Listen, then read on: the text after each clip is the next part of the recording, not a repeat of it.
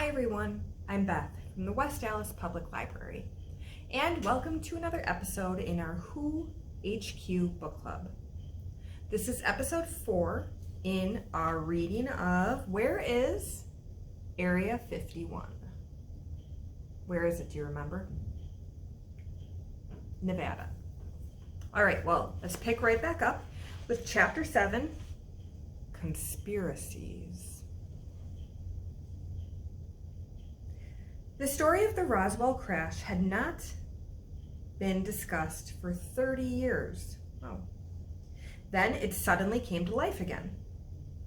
It was revived by Major Jesse Marcel, who claimed to have been a witness to the aftermath of the crash. "I was there," he said. "It wasn't a balloon." He told the press and UFO researchers who were once again interested in the incident. Other Roswell residents came forward and built on the original eyewitness accounts. Some claimed to have seen a spaceship or part of a disk. Some said that small bodies with oversized heads, skinny arms, and large oval eyes had been seen in the shadows of the site. Arriving from the nearby Army airfield, Steve Arnold claimed to have heard someone ask, "Are those people?" about the 4-foot-tall figures he claimed to have seen on the ground. That same year, 1978, just as public interest in the site was growing, the U.S. Air Force took full control of Area 51 from the CIA. But why?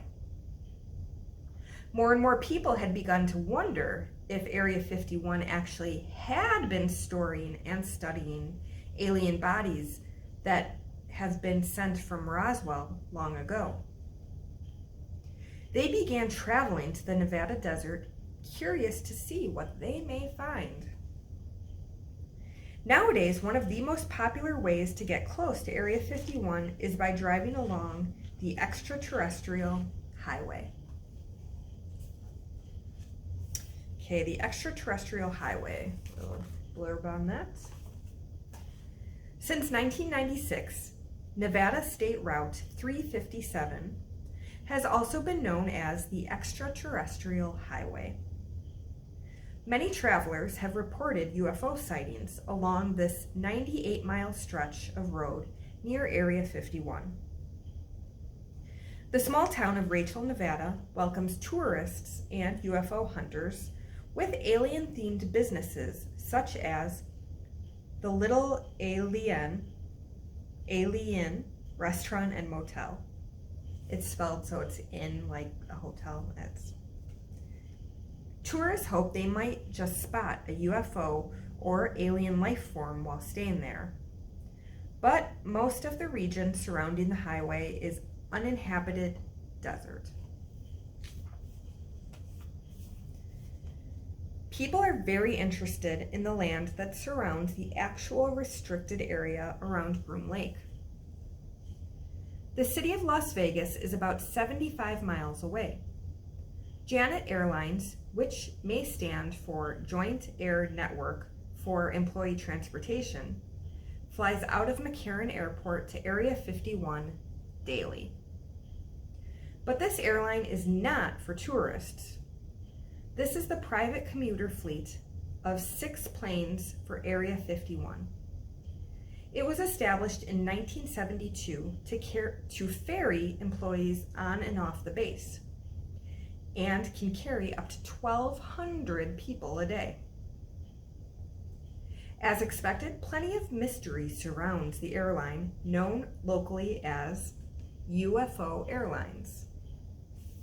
The flight attendants must have top secret security clearance from the Air Force before they are hired. The window shades are often kept closed so that passengers cannot look down onto Area 51, even though they are traveling to work there. So secrecy from the people who work there. As the public became more aware of the existence of Area 51, they wondered what might be happening in such a secretive place on the desert valley floor surrounded by mountains. They began to imagine that there might be a conspiracy, a secret plan in place at Area 51. But a plan to do what? Okay, Chapter 8, The Box. The U.S. government provides very little information about Area 51. It is permanently off limits, which means they plan to never allow access to the site. Security clearance for employees is checked regularly. There are buried motion sensors everywhere on the property, and no one ever even thinks about bringing a camera to work. I wonder how that's changed with cell phones. Anyway.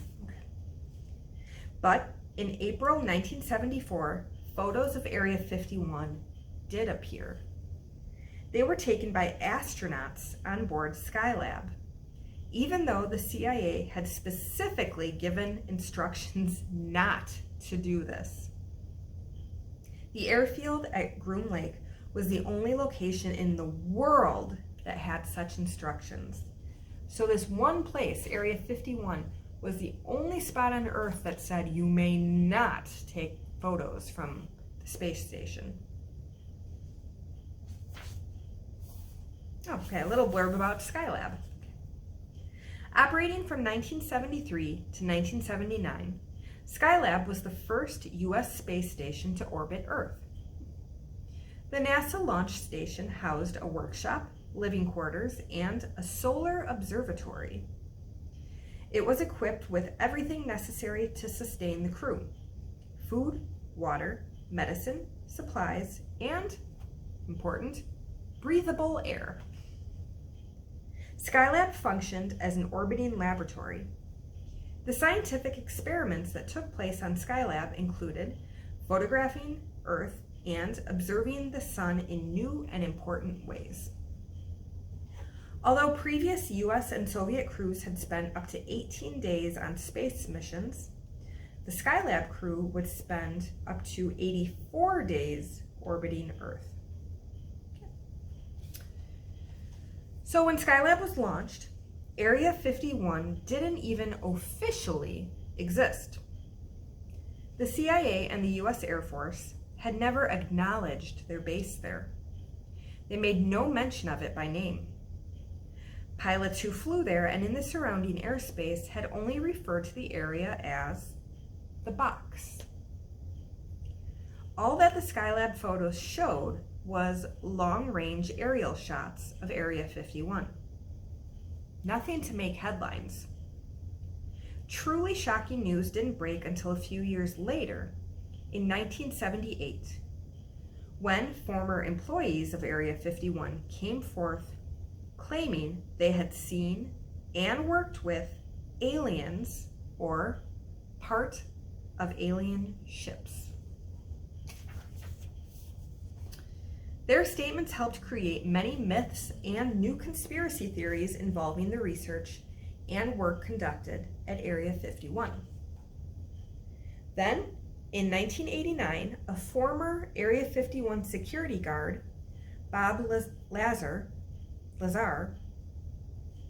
said he was breaking the oath of secrecy to speak about his work publicly.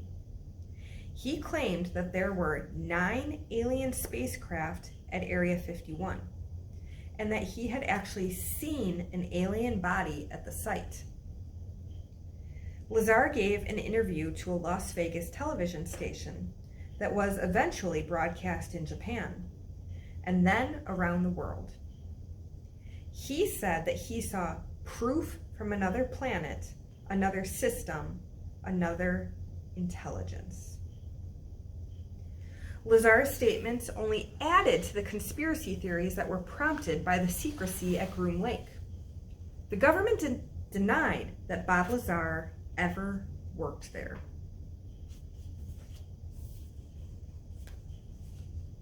The public's curiosity about this off-limits area reached its peak levels in the early 1990s.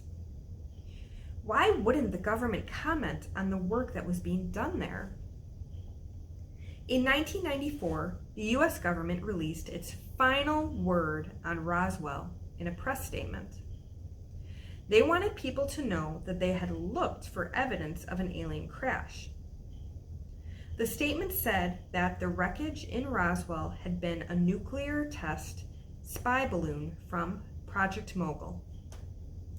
And a 1997 report said that the bodies, which were not found at the Roswell crash, but in later incidents, were simply crash test dummies used to test high-altitude parachutes. But, this might surprise you, many people did not believe the reports. They believed the government was still hiding the truth.